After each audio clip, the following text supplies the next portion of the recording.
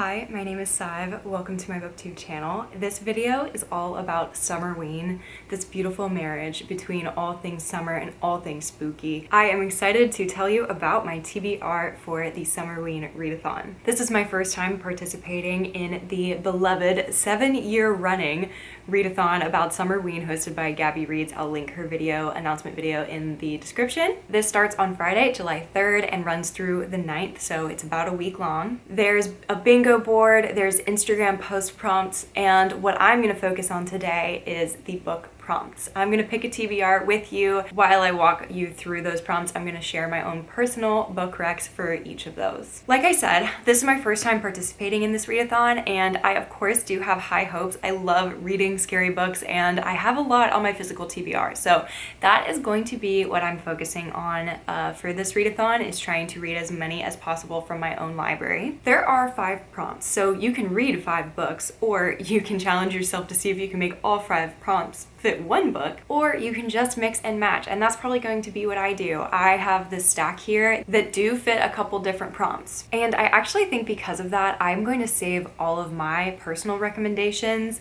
for the end of the video because they could fit so many of the prompts. So first prompt is to read a book in the dark or at night. So this is interpreted as you want. You can read an audiobook, you can literally get a flashlight and read under your covers or read it on your Kindle, whatever. I'm going to choose a short book for this. Actually, a lot of my books here are going to be short. I've chosen The Keeper by Boris Basic. This is about a lighthouse keeper, and he is in this very remote location. And there's a lot of lore around this lighthouse, and he starts to experience some things that leads him to believe that some of the stories might have more truth to them than he originally thought. He's coming away from a very traumatic experience, which is why he takes this job out of the blue. And it takes place over about 6 months, so this is not necessarily taking place in summer, but I did pick it because of the lighthouse, because of the beach location. I think it's gonna be isolated and really freaky. So I would love to see if this one I could read mostly in the dark or at night. It is a little less than 200 pages. 198, exactly. I've read from Boris Basic before. He has a creature feature series that I've read 2 books from, and I like his writing. We'll see how this goes. The next prompt is intentionally vague. Read a thriller or horror. Yes, this is Summerween. We want to read scary and freaky books. Sticking with my short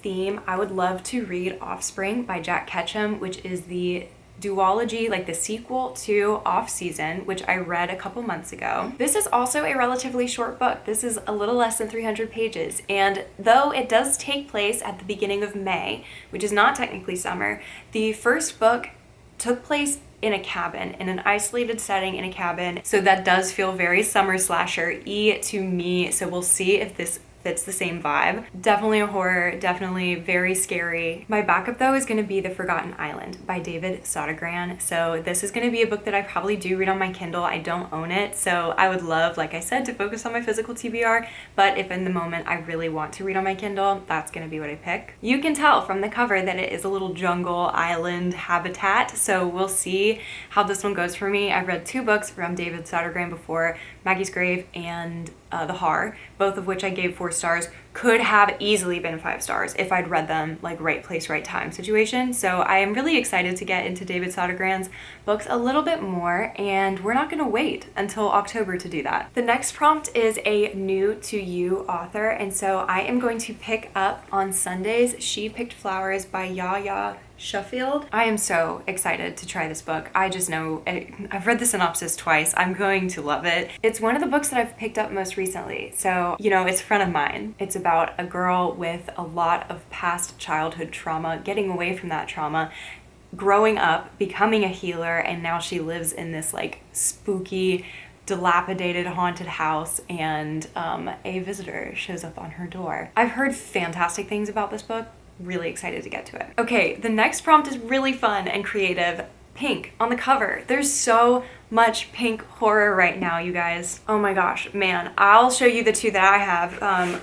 There's No Way I'd Die First by Lisa Springer, and also Strange Houses by Uketsu, which you might have seen this one going around. Okay, these are very different vibes. Also, this is definitely a coral color, okay? But like, it's my rules. It's actually not my rules. You guys let me know what you think, because I would definitely read this for this prompt and have a great time. But I mean, her dress is definitely pink, and this is kind of giving a little orange, but it's like coral. Okay, let's talk about the books. There's No Way I'd Die First is a fun slasher, and it is YA, but it's YA horror. I found this book secondhand at my Second and Charles, which is like a chain secondhand bookstore that is in the South. And it's giving like a YA version of My Heart is a Chainsaw. This is following our main character who loves horror movies. She is well versed in many classics. She is aware of the horror tropes, not far off from the romance horror How to Kill a Guy in 10 Dates. That main character is also incredibly knowledgeable about the themes and tropes that you see in horror and in slashers. So the back of the book says, the key to surviving a scary movie is to recognize that you're living in one.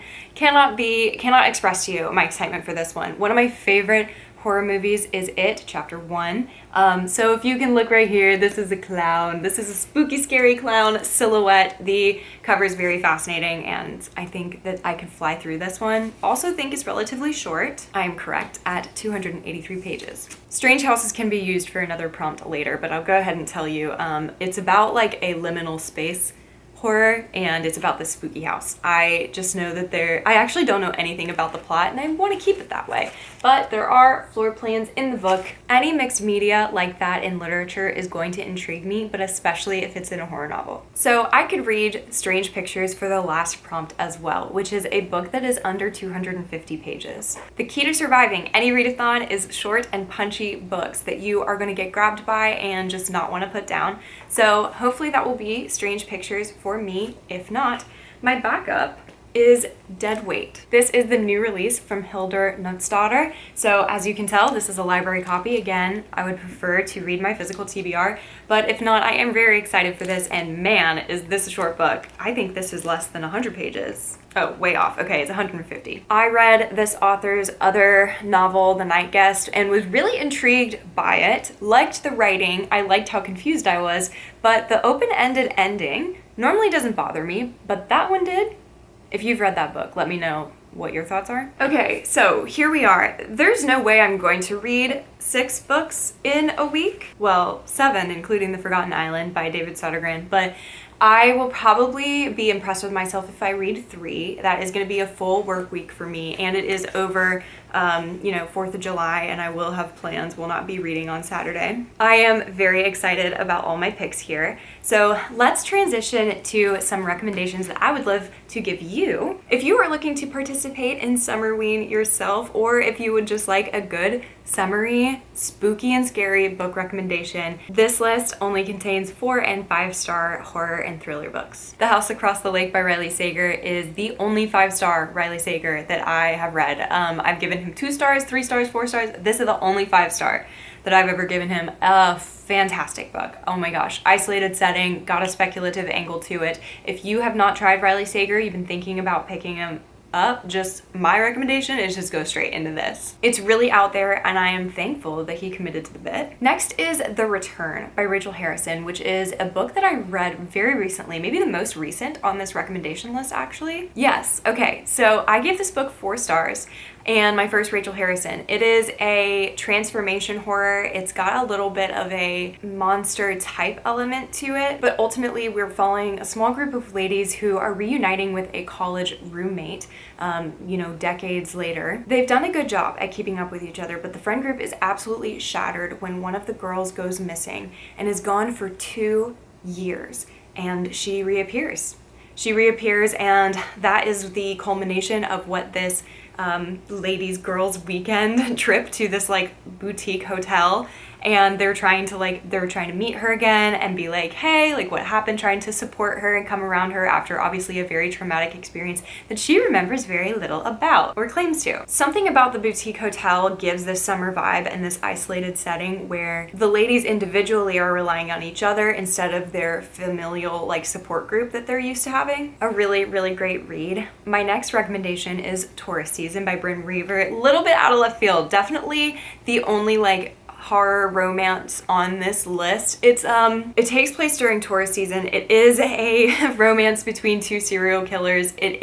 Does go there. It's gross as you would expect. And what I love about this book is it does not skimp on either end. I think the connection that is explored is genuine and beautiful, as well as not shying away from the horror and the gore. I remember listening to this on audiobook, and within the first 30 minutes, there's like the most insane body horror, and I was like, what is happening? Okay, this is where we're going. It's tough to describe a horror book as unserious, but if there is one on this list that is feeling a little unserious, it's probably going to be tourist season. The next book is going to be Rest Stop by Nat Cassidy, a horror novella that is very, very brutal, and it does take place at a rest stop. I mean, it's a little over 100 pages, and to me, nothing says summer vibes more than a road trip, and this is a road trip gone wrong as you could go. I forgot to tell you, I gave 4 stars to tourist season, but I gave 5 stars to Rest Stop by Nat Cassidy. I mean, this is easily going to be in my top horror reads of 2026. But it could be in my top like all-time list. It really freaked me out, and I'd love to give it a reread sometime. Okay, I'm sliding another novella in here, The Blanks. The Blanks by Grady Hendrix is a very unique story. It is creature feature. It's part of the Amazon Originals creature feature. They commission different authors to write short stories. They assemble a short story collection, put them on Prime Reading as individual books, and I read The Blanks last October, and I still think about the creatures in this book, and it happens at a beach vacation. It's less than 80 pages. I'm telling you nothing about it. Read it for the less than 250. Read it for, maybe you've never read Grady Hendrix before, read it at night. Read it, it's a horror, like pick this book for one of your reads. Made me sick to my stomach. Okay, I have 4 more recommendations for you. Moving right along to Daphne by Josh Malerman, which is one of the books that made it into my top 10 last year in general, not just in horror, and one of my favorite horrors of all time. And why is it so hard to talk about a book that you love? Ultimately, we follow a girls' basketball team, and that's what gives the summer vibe. They're in high school, they're at practice, they're talking about boys, they're driving home, they all have a sleepover together, and ultimately, something that continues to follow them is the lore of Daphne. This large denim, fully clad in denim, gray lady that is an urban legend, like you don't talk about Daphne type of thing, but you see her name written on the bathroom wall in your stall at your high school. There's a lot of mental health rep that is handled so beautifully and explored so deeply that it is made to make you uncomfortable. It is made to make you panic with the author, with the main character. It is so thoroughly explored that I would say be wary of picking up this book if you're in a tough place. There is one of the most visceral descriptions of an oncoming panic attack that I've ever read on page, and it still sticks with me. And I think Daphne's metaphor and manifestation of these young girls' place in life when they're about to like grow into a new stage of life, it was very potent. And maybe I picked this one because I read it during last summer, so maybe it is more like fall school time or maybe like spring basketball season, but to me it feels summer-weeny. Sorry about it. Any chance for me to talk about Daphne by Josh Malerman. I Was a Teenage Slasher by Stephen Graham Jones has to be on this list. Though I gave it 4 stars, again, I feel like it could have been a 5-star if I had read it at a different time. But we follow people who are just graduated high school, and slasher is more like an it follows situation, more like an infection, like a disease, and that's all you kind of need to know. It does take place over summer, and you follow these 2 friends and you see how the slasher affects their life. It's a very self-aware book with a lot of commentary on the slasher genre, and I thoroughly enjoyed it. I would say if you pick it up and you're not hooked within the first 60 pages, that pool scene, maybe you don't need to keep reading it, because that scene literally like changed my brain chemistry. This shows how subjective reading is, but I read that scene late at night. I was trying to go to bed. It was a work night. I was kind of feeling stressed about being able to fall asleep, and I read that scene and I was like, I am not getting to sleep anytime soon. Yeah, really enjoyed it and gave it 4 stars. Okay, this is the only thriller, I think, on this recommendation. Everything else has been horror, I believe. But The Last Mrs. Parrish by Liv Constantine is an all-time favorite thriller of mine.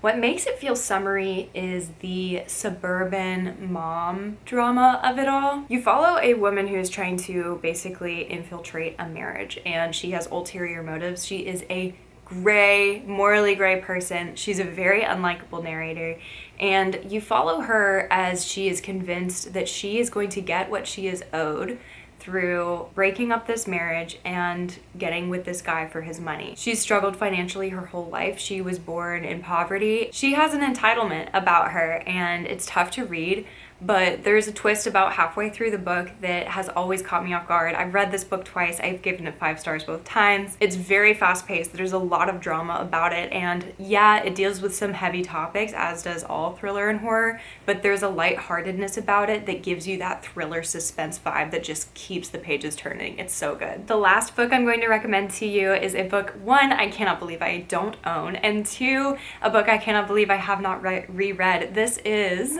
The Southern Book Club's Guide to Slaying Vampires by Grady Hendrix. I live in South Carolina. This book is set in South Carolina, and Grady Hendrix, I think if he's not from South Carolina, most of his books are set here. It's set in the 90s. It's Southern women as a vampire has moved into their neighborhood. Again, it has this suburban mom drama vibe, and no, it does not take place over one summer. It actually takes place over multiple years, over a decade, I believe. That is how calculated this infestation is. It's harrowing, it's camp, and it is very gory at the end. Grady Hendrix said his pitch for this book was My Mom versus Dracula, and that's a very good summary of it. That is it, my friends. Thank you so much for watching. Happy Summerween. I'm so excited to participate in this readathon specifically, and also just get all the Summerween vibes. I would like to be able to do a vlog for that week. So if you are not subscribed already, please feel free to do so. Also, if you like other bookish content, this is where you will find it, my channel. Let me know in the comments if you'll be reading any scary books this summer, and thank you again for watching. I will see you in the next one.